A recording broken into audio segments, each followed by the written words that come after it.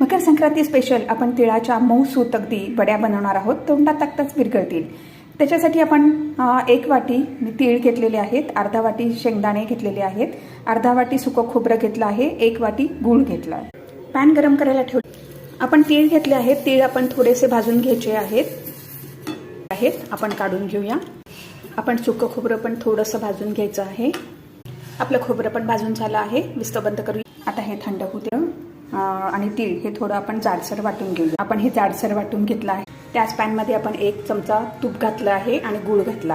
थोडंसं आपण पाणी घालायचं आहे, 2 टेबलस्पून.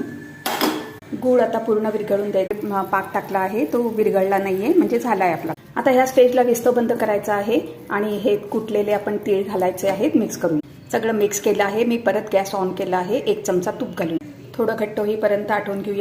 प्लेटला तुपला वड्या इतक्या सुंदर झालेल्या आहेत. अगदी